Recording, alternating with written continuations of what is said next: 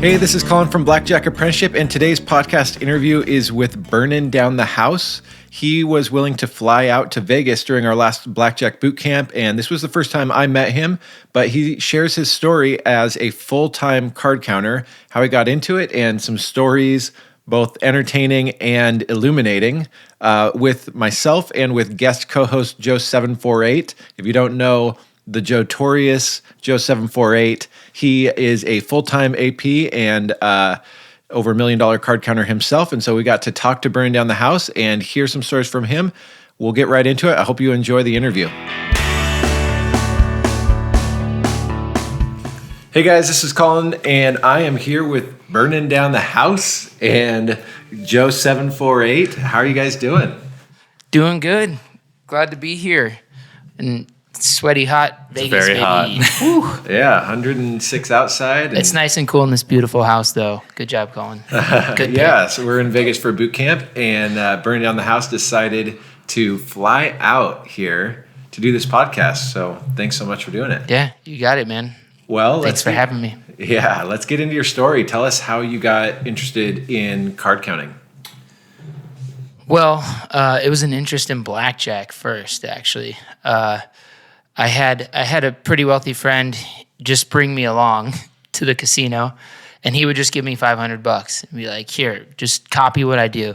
He knew pretty good basic strategy, but I mean, every now and then he'd double like a 6 against like a bus card, you know, and stuff like that. And he would always buy in with like $5,000 and just go berserk. And so one night I won $3,500, I think, in a very short amount of time. And I was like, oh, that was so easy. I went back the very next day and I lost $1,500. And I was like, oh, man. At least I stopped. I still had some profit. But that kind of put the hook in me for blackjack. And I'd say for about a year after that, I just kind of played. That's how I learned a basic strategy. But, I had a losing game. I probably lost over a year, probably about like $6,000 or $7,000. And then I was just, sick of losing, and I knew that there was a way to beat it. I think I'd heard, everyone knows, it's always the joke. They're like, oh, counting cards, so like, it's like, let me look into this. Of course, the first thing I looked up was Casino 888. Is that right? Oh, yeah. Yeah. Casinos.com. Yeah, they had a free like little book that I actually read. And then I read that, and then I got like a bet spread from that. And then later on, I ended up finding you and your video, and I mean all of your videos, and I just digested all that, then got the membership and went a little deeper into it, And actually, when I first started playing, I think we had a few phone calls. Yeah, I remember. Yeah. And my first 2 weeks of counting, I'd taken like 24,000 from one of the Seminole casinos down there. And I talked to you, and you're like, well, it sounds like you're over betting. And I started with a bankroll of $3,000. Yeah. And I actually lost that $3,000. And I went to an ATM and pulled out I'm like, this is $200. If it doesn't work, I'm done. I'm not card counting anymore. I sat down at a table, and in one shoe, I took $7,000, and then just from there, took off. And I talked to you on the phone, and you were like, you have to be over betting. And I was like, yeah. He's like, well, what are you doing? And I was like, well, I have this, I forgot exactly what the spread was. I think I was playing on one spot, and I was just going like up to 300. And I was like, but when the count goes real high, I just like throw money out there. And you were like, wait, so you're just putting money on? And then later in a podcast, this is when I've already been like, a career AP. You mean you were like later, like on a phone call? No, in your podcast. Oh, yeah. You were like, oh, no. You were like, hey, like one guy just told me, like when it's a high count, he just throws a bunch of money out there. Like, don't do that. I was like, thanks, Colin. That was you. Thank you. That's me. Well, if you're going to win, do it. Yeah. So the lesson here is deplete your bankroll to zero, go to the ATM, withdraw 200, and you're on your way. No, you're at that point, you're due, so just take out 50. Just take out 50. To go back to what you said, I was just curious. What was the bet spread that 888 Casino suggested for you? Man, I cannot remember, man. It was like, I don't know. I had it saved for a while. Was it something that, did it seem like kind of small, or was it? I think it was a 1 to 12. Okay. And I was one spot, 1 to 12. One spot, 1 to 12. And I was using green chips. So with a I know. $3,000 bankroll. I know. And the funny thing is that I wasn't someone who was like super well studied into AP before I did it. I just kind of jumped into it. It's kind of just, I guess, how I do everything. But I jumped into it, and I just thought there was like a certain count, like a magic count, like let's say 7 or above, and you don't lose. Can't lose. Yeah. You just don't. Did you think that too? Yeah, exactly. Thank God. Oh my God, I didn't yeah. feel alone. I felt like such an idiot. But now, just like 3 sessions ago, I was winning everything, and then every time max bets went out, like a 5 or a 6, lost like clockwork. Yeah. And it just makes me think of those early days. I'm not sure what your risk of ruin was, but It was astronomical. I'm guessing it's like over 90%. It had to. Which, the other way to think about it is for every you, there's 9 or more guys that tapped out, and that was it, which is a bummer. But I think to me, it's just like people don't understand. There's so many hobbies you can get into where you can kind of wade your feet in and figure it out as you go. But this one, unless you've got the bankroll for it, hobby is over, job is over. Yeah, and I absolutely, it's shocking to me now, like knowing what I know with the amount of hours I've put in, that happened like that. It's crazy. So where did things go from there? I know we talked on the phone. I remember and being like, oh man, this it's. I was happy that you were up at 24,000 or whatever. I just remember being like, if he doesn't correct this, I know where it's going to go. Yeah. But you did, was it getting serious about the betting software or what happened? Yeah. So I did end up using the betting software, and I ended up incorporating more expanded deviations.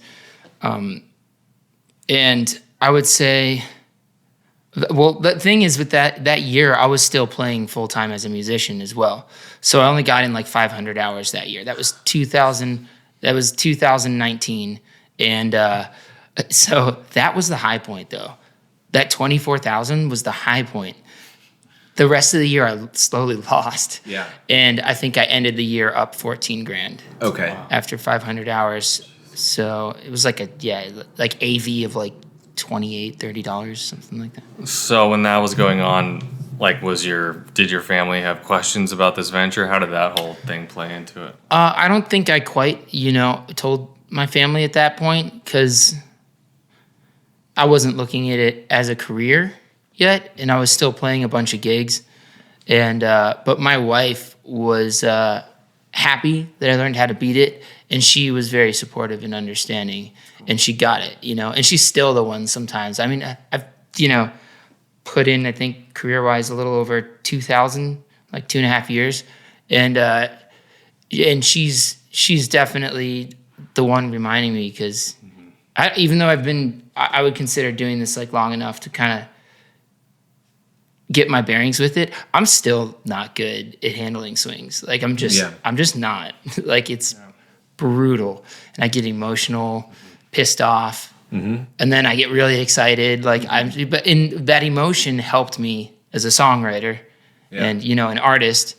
And it doesn't really transfer to this very well, but she's always the one that kind of reminds me the math's working its way out. You've swung down this much before, you know what I mean? So she's totally my support system. You asked about family, like my wife totally gets it. My mom, I was just on the phone with her today, telling her I was out in Vegas and blah, blah, blah. She's like, I wish you would just stop doing that. I don't know why you have to do this. Like, it's just, she stopped saying quit while you're ahead, at least at this point. Yeah. My mom, up until last year, would always answer the phone and go, did you lose all your money yet? just always worried, But now she finally accepted it. I guess. Our moms are the same in that way. What's interesting when I hear that is like it's not like you started with all this money. It'd be one thing if you had this inheritance, and she's like, "Oh, did you blow your inheritance gambling?" But That's true. Did you lose all this money that you didn't have before? Yeah. I don't know. It's parents worry. Yeah, it's funny though. You saying that makes me think of I say this to people, and it's the truth. If I did not have a chart, and looking back, I would think I'm not up. Yeah, and I'm up significantly. But more than 24,000 now. Way more. Yeah, but we've talked about that. Joe and I have talked about that. Yeah. That I would guess if someone were, if I didn't have charts, I would guess that I won, 200,000 and it's 6, Joe like a fourth of what I won. Yeah. Okay. So maybe it's a little bit of an exaggeration to say I don't think I'm up at all, but I swear it feels like that sometimes. So I want to go back to you're over betting. You'd started with kind of whatever ebook or something, and then you got a membership. But during that 500 hours of kind of slowly losing a little bit back, what was your training like? How did you know that you were, or was your training just playing at the tables to a point that I actually used your software. Uh-huh. Yeah, I did on BJA, and could you like test out virtually? Yeah. Okay. I did the virtual test outs. Also the deck estimation app that you have, and then the full on using deviations, and you can't select the expanded deviations, can you? Not yet. Yeah. Okay. I thought I remembered doing that, but I didn't. So, but I did do the basic strategy and the main deviations. Yeah. Okay, and then you did at one point have someone evaluate your game. Yeah. What was that during that 500-hour streak, or? No. Oh wait. The original 500-hour streak during my year. No. This was later. Okay. Yeah. Let's get in. So that first year, up 14,000, played only 500 hours that year, and where things go from there. So then 2020 happened. And we had a baby on the first, so Congrats. That was the best day of Wow. The best day of 2020 was the first day. And then everything just kind of started falling apart because we had the Airbnb rental thing going on where we live, and that just all canceled, and all this stuff started happening, and I actually ended up in the midst of all that thinking about how casinos are opening back up and you have to wear a mask. This was around January or June rather. Yeah, and I know I was database. I hadn't seen solid evidence, but I go into places and they call me by my name, and I'd never been there, and I was like, oh man. So after that. After the whole Airbnb thing fell apart, I was just like, man, we can wear masks in the casinos. When they started opening up, there's less seats at the table. It just seemed so ripe for the picking. And I convinced my wife for us to take a good chunk of our savings and do it, in a high limit way. Yeah. So there's a pandemic. We have a baby. Let's travel. Yeah. So before we hit the road, I went to, I think, my first trip in Vegas, the very first one where I took a bigger bankroll. I ended up way above EV, and in 50 hours won $50,000. Mm-hmm. And then I got back, and I was just like, hey, you know what? There's nothing going on here. All of our friends are afraid to hang out. Everyone's quarantined. Let's just hit the road. Let's just get in a car with the baby, and the dog, and hit the road. And my wife's the best. I don't know why she agreed to that. So did you have a camper van type thing, or were you just doing hotels in between? How did you get into hotels if a lot of them are sort of closed, or? No, we were out of the car, and we did live a lot in hotels, and they weren't closed. They were just highly understaffed and underbooked, and we were staying in like 4 or 5 star hotels for like $60 sometimes. Wow. It was, I mean, I tell my friends, if you weren't traveling during 2020, you missed out. Like It was like crazy. Like right now in Vegas, I'm like, oh man, I'm not used to these prices, because I came to Vegas 5 times last year. And like every time was on a comp, and I'm not even supposed to be at those casinos, and they were just like, come again. I went 5 times. But anyways, so yeah, we were out of the car, and staying in hotels. Man, what did we do? We did like 36 states over, I think, like 4.5, 5 months, and during this whole time was infamously on the forum as me ranting like a psychopath and just bitching and complaining the whole time. I was on a 475 and a half, not to be downplayed, that half hour means a lot, hour break-even losing streak, and it pretty much lasted the entire trip. That's rough. And and we're spending, I was spending like $4,000 extra a month on like hotels and travel expenses on top of our living expenses. Yeah. So that, that ate up a lot of my AV by the end of last year. And, if that's like, even if you think your bankroll can handle it, I mean, holy crap, expenses add up. And it's not like you're not spreading enough. I mean, I think you're pretty much a min to max player like us, from what I've seen and heard. From like the what? You're basically like min to max player. Well, depending on what the casino is. I've never gone above 2 spots of 1,000. That's not true. I've got a few times when I've gone to 2 spots of 1,500, I was absolutely destroyed. Right. But you're not like starting off at like 2 spots of 100, or even like you're. I don't start at 2 spots of 100, but I will just go to a black chip table every now and then, and I will spread. But if I can. Yeah. And the table isn't packed, I'll sit down at a 25 and go 25 to like, 2 spots of 700 or 1,000. And were you winning before this streak started? Yeah, pretty much. I fluctuated between, I swung down 30 grand, swung up 30 grand, and did it again. Down 30 grand, up 30 grand over like 475 and a half hours. But before that, had you had some profits, or was it just from the Vegas trip? Okay. So yeah. So year one, you win like 14K.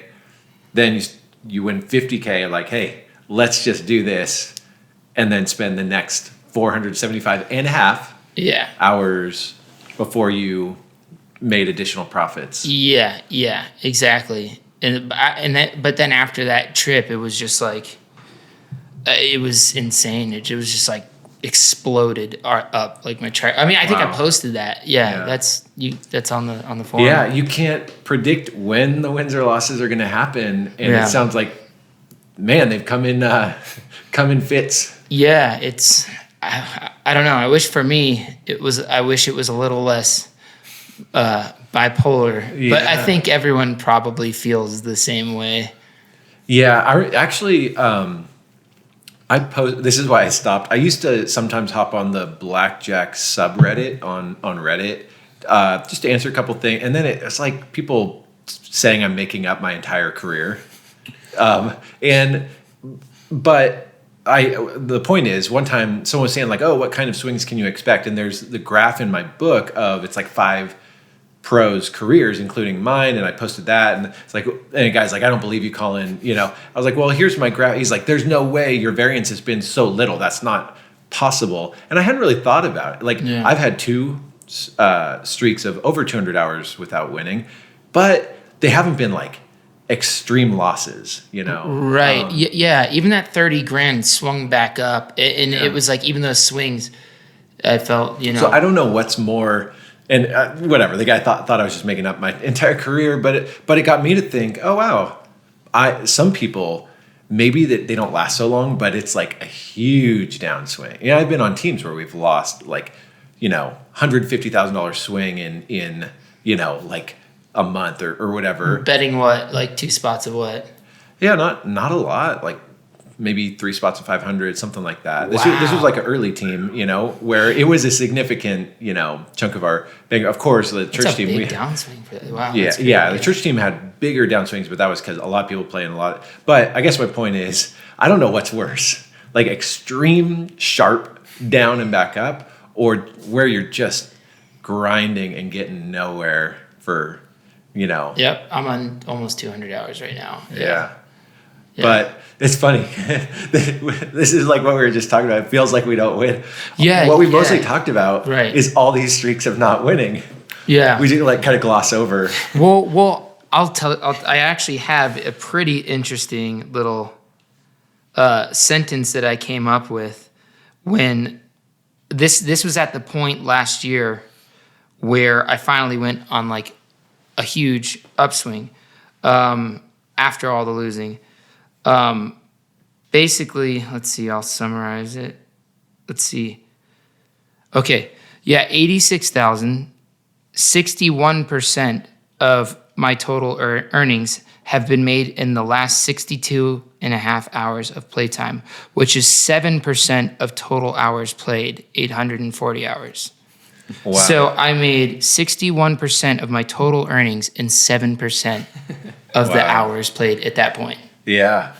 I was like, what? Like, and that's kind of... It's a true testament to how this is a long-term thing. Yeah. But even so, it's like long-term in blackjack doesn't compare to long-term in the stock market. Like, it's not even close. Like, it's true. The difference is, like, you can ignore the stock market if you have self-control. You can't ignore the emotions of every hand of blackjack you play. In your face, and you feel like you're like controlling it too. So it's extra torturous when you're doing everything right. And then, And we talk about going to war and whatever, but it kind of implies like I'm going to try extra hard. But there's not whether you're willing yourself to win isn't going to do anything. Yeah, so it's kind of funny. Like in my younger years, I was very into meditation and working on, intention and things like that. And I got out of that and hadn't really thought about it much, with you get busy as an adult. You start grinding, whatever you're grinding at, and that kind of goes out the window. Blackjack brought me back to that because it's so funny. It's such a like left brain, activity where you're just performing it, and it's mathematical. It's very certain, but it's led me back to practices like meditation and mindfulness. Because when you're just getting your butt kicked at the table, like over and over, the dealer has a 6. You've got 2 spots of max bets. You got 2 20s. You're like, they're going to pull 21. I know they're going to pull 21. They flip the 10. You're like, I'm good. You're like, and then your mind goes, 5. Yeah. And then they drop the 5 and you're like, oh my God, did I manifest this? What is going on? This is the 10th time that's happened in this session. Yeah. You know what I mean? So it's like, I had to really work backwards and focus on the chatter. Yeah. And just say, whether you think you're manifesting this or whatever it is, it's not helping. Yeah. Just clear your mind, play to the count, play your game, and just take it, as it comes. So it's kind of interesting. It led me back to, more practices like that when it's such a scientific, mathematical, matter of fact practice. I was just sharing at the boot camp yesterday about, someone asked any pro tips for, being healthy on the road, all that stuff. And it reminded me of Burning the Tables in Las Vegas, and how the last third of his book is about his sleep, shower, walking, nutrition schedule. It's important. And I remember reading that at 22 and being like, what is this guy's deal? And then, you live that road life and you're like, oh, wow. The things that make me be emotionally and mentally healthy are important if you want to play at those higher stakes for any significant period of time. Yeah, absolutely.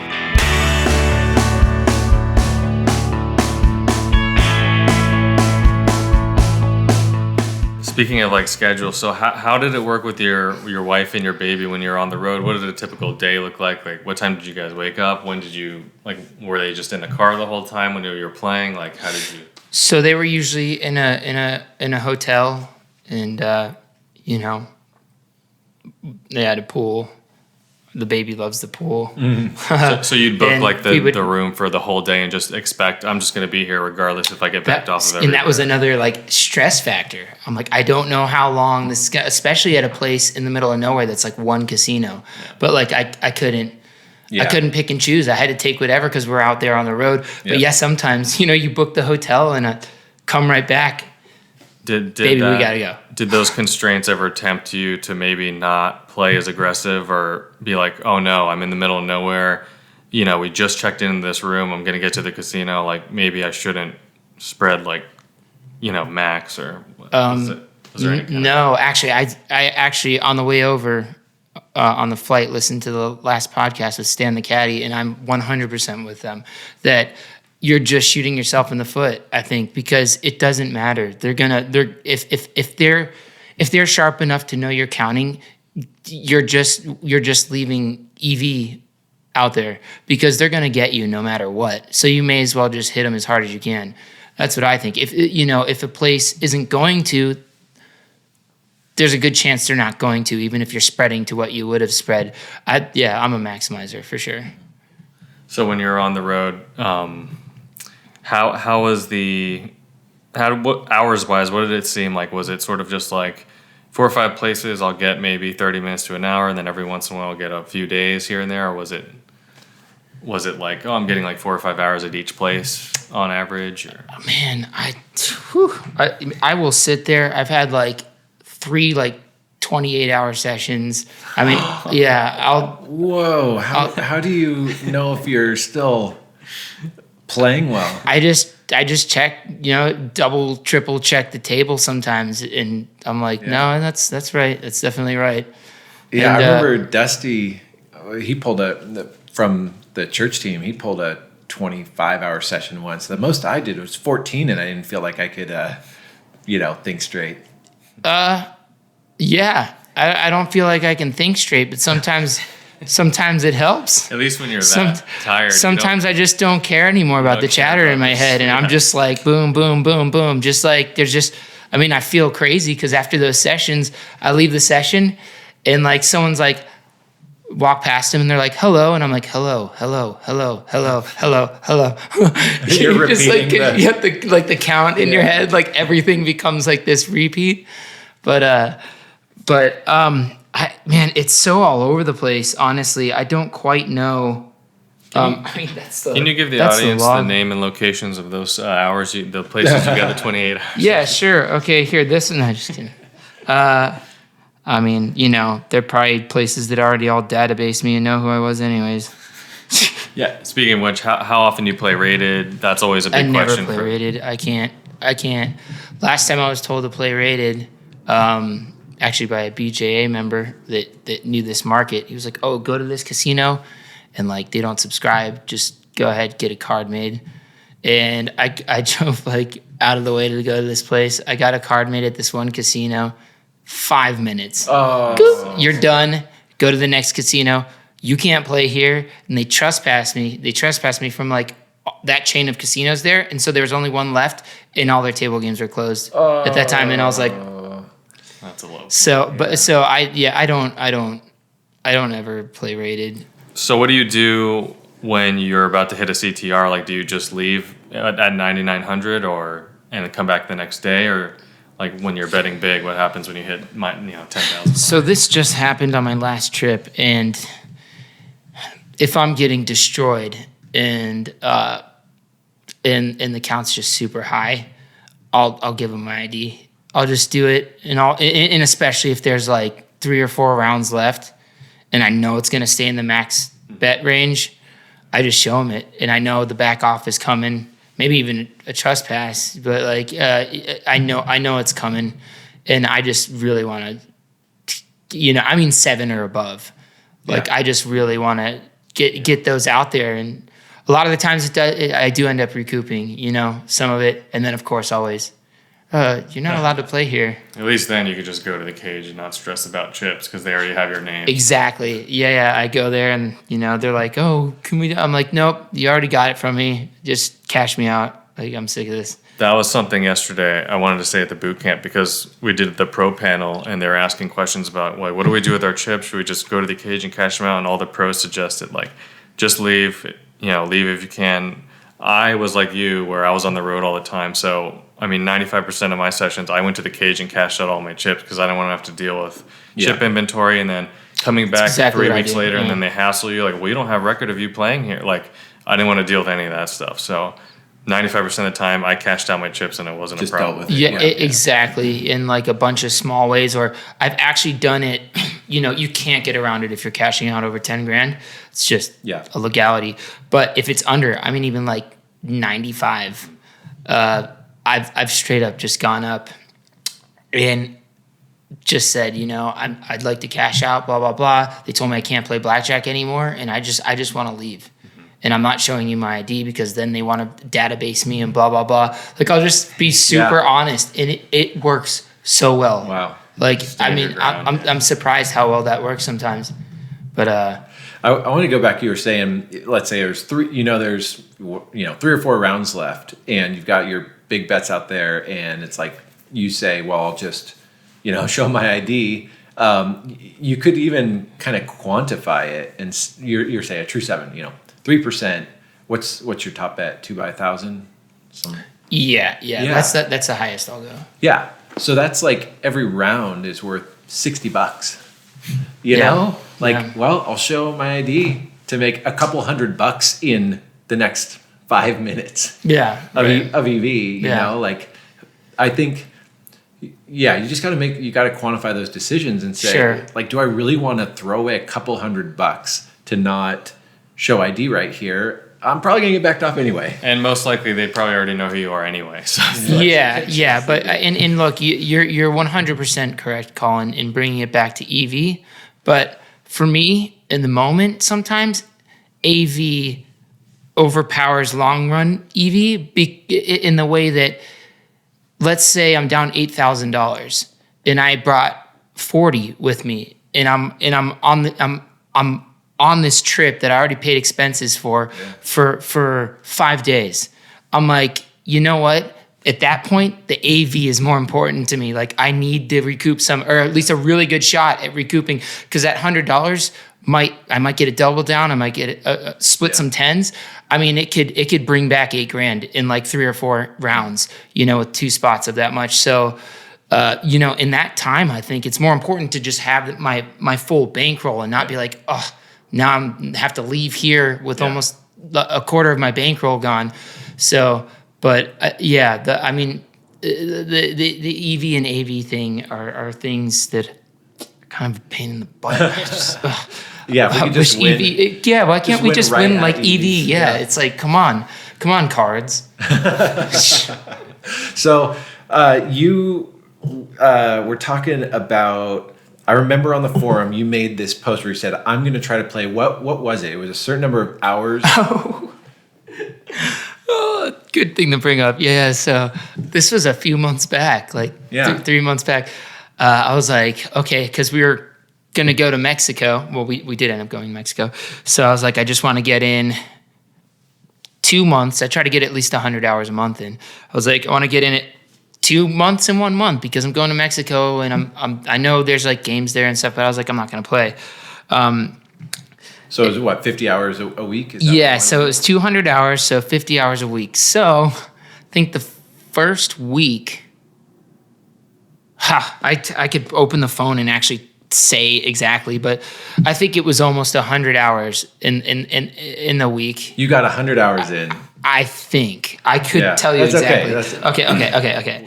Might have been 80, but anyways. So before I did all this, I flew down to Florida and had like a thing down there, non-AP related, and someone got COVID, and someone in the film crew had COVID, and so at the end of that week, I start feeling sick, like actually at a casino. Yeah. Eesh. there were a bunch of old people, so I was really paranoid. I was like, I got to get out of here. I leave, I get tested, I have COVID, and it kicked my ass. I was in bed for like 10 days. Wow. And I mean, when it hit me, I had like a really high fever. I mean, it was like the worst flu ever. Luckily, I didn't have the respiratory the issues. real like issue, the respiratory issues. But then anyways, after that, started to get better. After like 12 days, wasn't testing anymore. So I think it was about 12. Went back out, ended up getting another 100 hours in. Wow. So, but yeah, in that month, I was surprised I could do it. Even with, so really, what are we looking at here? We're looking at 18 days. Yeah. I mean, it was intense. It was intense. Yeah, so that's basically 18 10-hour days. Yeah. with a COVID break. Yeah. Right in the middle. Yeah. And it's funny. I met up with Marco Polo from the forum. Actually, we've become good friends. We met in Vegas once, and he's a great dude. We've actually started doing trips together just to split expenses. Might start teaming up, but we were there in the last hours, the last portion of those hours. I was like, we both took a lunch break, and I was like, dude, I'm 1 hour away from 200 hours, and I was like, but I just made an all-time new high by $2,800. And I was like, what do I do? And he was like, I don't know, man. You could, just stop if you want. And I was like, no. I made the decision to do 200 hours. I'm not focusing on AV. I'm focusing on time. Yeah. And he was like, awesome, dude. Let's do it. And so we went back, and I lost exactly 2,800 in that hour. I lost exactly 2,800, and I was like, oh, screw you, time. Think of that EV you generated that hour. Yeah. Oh, yeah. I think about EV I've generated a lot because it's way higher. So I think about it often. It's very nice. Yeah. Where are you overall, like EV, AV? 2 standard deviations below. Below your... Yeah. So with a couple thousand out, you probably have been, were at least at some point, overestimating your EV. I think about this because I think at the beginning I definitely was. Because this is the thing that I think messed me up, is I would actually, in the pro betting software, unclick -3 and below. Oh, yeah. And just be like, I'll sit out during that. Yeah. And then a lot of the times I'd be at no mid shoe by myself. Yeah. So I would play through those. So I think it probably definitely boosted my NO and lowered my EV. I would say if I were to say it was a significant enough overestimation of EV, I'm probably within 1 standard deviation. Yeah. How often are you playing heads up, would you say? As often as I can. Yeah, so I'm not sure on the actual breakdown, but yeah, as often as I can. And what's your tipping policy? Tipping How policy? do you deal with that whole awkwardness? I tip sometimes. I do. Do you track all that? No. Okay. I don't. Yeah, and I probably should, but I don't tip often. Mm-hmm. But my tipping sometimes could be like a dealer that knows I'm a counter, and I know that's probably his angle to get tips, but I just appreciate them, and they'll give me like tips on the market or like what the pit boss thinks or things like that. I'll tip them just because I appreciate that. Do you separate your expenses from your like EV/AV graph? I don't. I just know what my expenses are, and I mean it's pretty obvious too with my bankroll because I keep keep most of it. I just have to ask, what, if you don't mind me asking, what is like a typical tip amount? Because that could make a big difference in like. I mean, I'll throw like a red chip or a green chip. Yeah. See, we're not talking like black chip or like it's still pretty small relative to how much you're betting. I've tossed a black chip twice. I have. And I know you're not supposed to do this, and it's not like very calculative, but it was after I won like 21,000, or like in like that one time I did that in like 45 minutes. I was just like, and I'd been playing there on this trip like repeatedly and got so much time and didn't tip at all. So I was like, dude, I can afford one blackjack. Yeah. I just wonder what your EV/AV graph would look like with the expenses removed. Maybe it would look, I'm probably right at probably would look a lot different, because the first thing I hear is 2 standard deviations, like, oh man, that's a bummer, like, Sure. But it was the same with the church team. Like, we underperformed quite a bit, but I think it actually makes sense when you think through it. Like, we let people stay on the clock when they were cashing out, or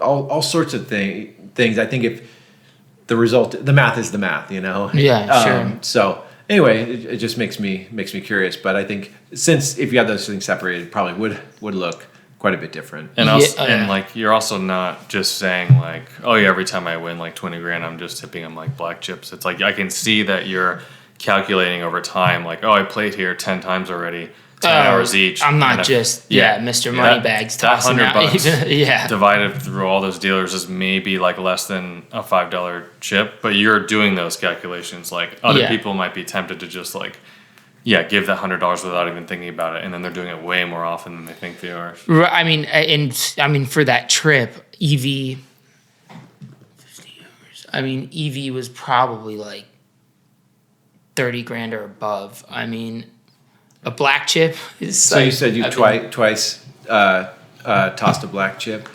Yeah. So that's maybe a good rule of thumb. Every 1,000 hours, you can you could toss a black chip there. Right? One lucky dealer. Yeah. I'll be honest. It felt really good to do it too. Yeah. Was this a place that you go. They kept their own? What's that? Did they keep their own tips at this particular place, or not the one I'm talking about now, but the other one they did. Yeah.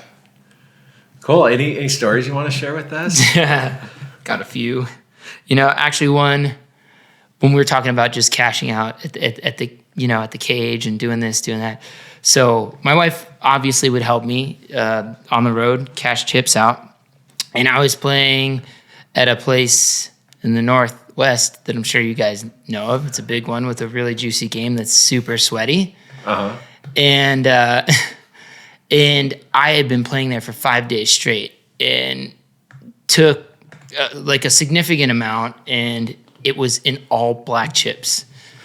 and I cashed out some of them, and then I'd been surrounded by security like 3 times, and I was like, that's it, the jig is up, I gotta go. And I was like, I went to the cage, they were like complete jerks. I was like, all right, I think I texted you actually last year when this happened. And so I went out to my wife and I was like, just cash these out if you can, she was like, all right, it's a lot of chips. I think it was like, I think it was like a little under 20 grand or something, like in black chips. Yeah. And she was like, okay, what should I do? I was like, just go up, give it to him. Don't let him take them, because it was a tribal casino. And she went there. They were like, these aren't your chips. Like, whose chips are these? She's like, they are mine. I told her, you don't ever admit that they're not yours, And then she was like, yeah, they're mine, blah, blah, blah. They took them. They acted like they were going to confiscate them. And my wife, I call my wife on the phone, and she's like yelling at them. And I'm like, whoa, must be bad, because my wife is not like a yeller. and anyways, they trespass her. Give her the chips. They trespassed my wife. And I was like, what? So the next. Did they cash her out? No. They just gave her the chips back? They were going to keep them. And she was like, you cannot, blah, blah, blah. And she was, cow. And they're like, these aren't yours. And they trespassed her. And so now the story begins. Oh. So now I take the chips the next day, and I just have them like in a plastic bag shoved into my pants. So I'm like walking like a muffin, man. And like I go in, and I go into the bathroom just to pull out like an amount to cash out. I'm just gonna park in this casino for 7 hours if I have to, and just unload them in like increments, because they had a bunch of different cages. And I just bought a brand new truck, and I kept the keys in my belt at that point. and I open up my pants and I'm in the stall in the bathroom, and I go for the chips. The key, which is the only key and the only fob for the car, falls into the toilet and it auto flushes. Whoosh, gone in like a split second. I was like, no, oh man. So like I have to get people involved. People are in the bathroom and they just hear you. You're like, no. Yeah, they hear me yell. I get this guy. He comes. They get the technician to come down. He takes the toilet off the thing and everything. He's in the stall. The pit boss, while I'm in the bathroom, from the day who called security on me before, walks into the bathroom and use the bathroom. I jump into the stall with the guy with the toilet off, close the door, and he's looking at me like I'm gonna hit him over the head or something. It was just so, and this was in the middle of that crazy losing streak. So I was we're cursed. My keys got flushed. They didn't find the keys. So it cost like $460. I flushed $460 down the toilet. Man. But anyways, I got them all cashed out. But that was just like, it seemed like stuff like that was happening during that losing streak. That was just like first time, super bad luck, totaled my car during that losing streak. A month after it was paid off. Oh, man. I mean, yeah, that's why I got the new truck. I mean, there was like so many things that happened in that losing streak. But, 2021 should be great now. Oh, man, it's already so much better. And it hasn't been that great, but it's so much better. I wonder, those same things happen when you're on a winning streak, and they probably don't, they don't stand out as much. Yeah. Yeah. It's like they say you could give two people the same job. One of them, you pay him like, $40,000 a year. The other guy, you pay $4 million a year. Yeah. It's the same job. One of them hates their job. The other loves it. Like during a losing streak, every bad thing stands out. During a winning streak, it's like, that's only $460 for a new phone. That's a good point, man. Yeah. It just gets into you. You're just it's like, you're viewing the world from the opposite of rose-colored glasses. Yeah. It's just glass half empty. Glass half empty. You got brown glasses. The whole world looks like doo-doo.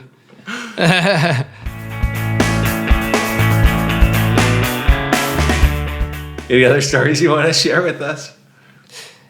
Yeah, I got actually just like a few weeks ago, my wife went to cash out chips again, and it was just funny. She my wife's just this super sweet, kind of like quirky chick, and she goes with all these chips to cash them out, and the security guard, this was just a little funny thing she told me, leans in and he goes to the other security guard, now that's what you call badass bitch. And then just like knowing my wife, I was like, that's hilarious. I was like, you're a badass bitch.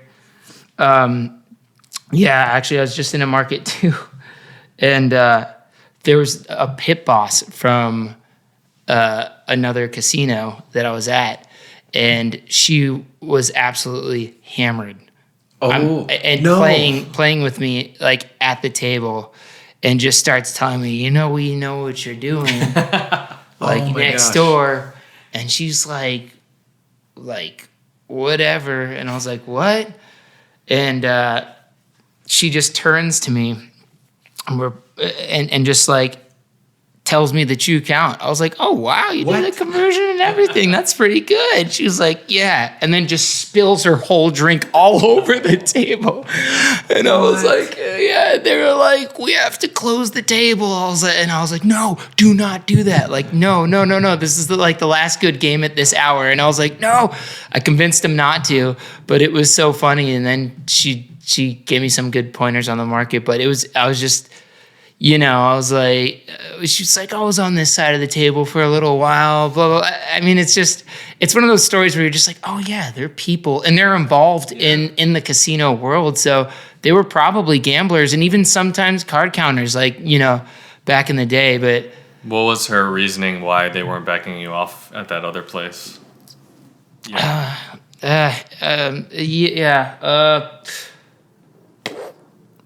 I'm trying to think of a way I can say this without everyone would know it right when I said it, but they just aren't prepared yet. Okay, cool. Yeah, gotcha. Yeah. So was she betting properly? No, she was just betting and I was like, why are you? She's like, I don't care anymore. I just play a little bit. Yeah, she's there for the drinks. Yeah, she was. I can confirm that one. Yeah. But yeah, it was the first experience like that for me though. Any last story you want to share? We got a boot camp in like half an hour, but this is fun. These stories are like. I mean, and then I have like little random ones in here, like got asked for money while trying to poop. Like I was just in the bathroom and some dude was like, "Hey man, could I have $100?" I guess he saw me at a table, like betting big. I was like, "No." I was like, "What, dude? Wow. I'm trying to go to the bathroom." Like, did you tell like security or anything, or you just? Man, I ain't no snitch. This brings me to another story. I was playing at this casino the night before, and they recognized I was card counting, and the lady just was not having it. She's like, "Not here, not tonight, no way. You gonna get up out my place?" I was like, "All right, fine." So like I got up, I left, and there was this dude at the table that night who was just like losing a bunch, but he wasn't even playing basic strategy, and he had face tats. Oh wow! The detail comes in later, and so the next day I'm there and I'm playing, completely different look. Like there was actually a pit boss there, didn't even recognize me. The face tat dude comes in. He sits down at the table. He starts looking at me. And he's like, "Man, that's that dude who was counting cards last night." What? And I was like, "What?" I looked at him like, "What?" I was like, "Dude, one thing that you expect from a person with face tats is to not be a snitch. Like, you're a snitch and you have face tats. Like, I thought snitches ended up dead in ditches. Like, what?" That's right. Like, he had the teardrops. I'm like, snitches what? Get stitches. Yeah, snitches get stitches. And I was like, you know, in like a very Western looking outfit, and I wanted to just like lean in and whisper that to him. I thought it'd be really funny. Oh man, but it might have caused some violent reaction. Yeah. But anyways, I just left it. I just thought it was so funny. I'm like, I got snitched on by a dude with face tats. So do you have what's your goal moving forward? You just enjoying, the AP journey or I'm enjoying it. Other than the I'm enjoying it in very short bursts, brief spurts. Yeah. Like what I said on the forum, it just sucks a little less than it doesn't. Than it does. And your wife's still enjoying the lifestyle? No, because I travel often, and honestly, the thing that's hard about doing this, especially from family, like relatives, that aren't in your immediate family, is they seem to think that I'm neglecting my family when I'm doing it for my family. It's like work, you know what I mean? And I'll go on trips that are like 5 days, like 2 times a month, maybe even a third every now and then. And, it starts to bother me because I have a baby, and like I do, and when you're just losing, you're like, what am I doing? Like, I'm losing all this money and I'm spending so much time away from my family, but I do want to say it's still less time than when I would tour playing music. But that has become a difficult part at times when you do go full time. That to get hours in, you have to be out there. You have to go. You have to do it that way, and it's tough, when people don't see it that way. But my wife does. I'm lucky; she gets it and everything. She's like, "No, we're doing this for now, but this is a means to an end for me. This is cash capital for real estate." So that answers my question. Where you're going with and. Whatever. It's not my place to tell people what they should, how they should approach life. Mm-hmm. But I'm always a little relieved when someone does have something they're working towards, because the people over my almost 20 years of being involved in this, the people that have had some sort of, where's this going towards, seem to reach a goal better than if it's aimless. Sure. Yeah. It's definitely... building cash to put into real estate. And that's the end goal. And this is definitely just like a means to that. I'm not looking to be an AP forever.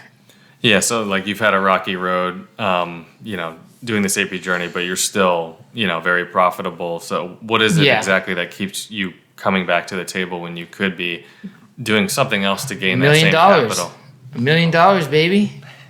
Come on. Is it just the efficiency of being able to like make the money and then not having to be, working at another job for like 50 hours a week? Like, what is it that about it's Blackjack? Just honestly, it's just, especially with my bankroll, more money. I don't know what else I would do at this point for more money, Yeah. And it's you have to factor in your risk for long term. That's so important because you will be shocked by variance, and it goes both ways. That's what's great about it, and that's why the long run works out. But I mean, the downswings are crazy, and it is more about, I think it's outlasting those streaks. For me, that's what card counting is. It's outlasting these streaks until it's like, boom, it all lines up, everything works up perfectly. But yeah, that's what my chart tells me too. Yeah. You always refer back to the chart to remind yourself. Yeah, which is that awesome thing on BJA. It's gonna having that chart. I love that chart. I actually had played like 1,000 hours and didn't have any of it clocked into that. And then I did, and I was like, whoa, this is cool to see it. Cool. Well, we should probably wrap this up, but maybe you could come back on, fly yourself out to Vegas another time and tell. Yeah. Tell I mean, there's that. I cherry picked very small PG selection. Well, it's been a lot of fun. Yeah. Thanks for sharing a bit of your story, and I'm excited to hear how it continues on the goal to $1 million for real estate. Yeah. Thank you, man. Thanks for putting all that info out there. It's really helped me and helped me to connect with other people. Thanks for having me. You guys are awesome. Pound it. Yeah, my pleasure. Bam. All right. You guys can check out Blackjack Apprenticeship if you want to, learn more about all that stuff. Otherwise, we'll catch you next time. I hope you enjoyed the interview. If you have questions for Burning Down the House, you can find him on the forum, and you might even find him at a casino near you sometime soon. I'll create a thread on our forum to ask follow-up questions or leave comments for himself or myself or Joe748, and we will catch you guys later.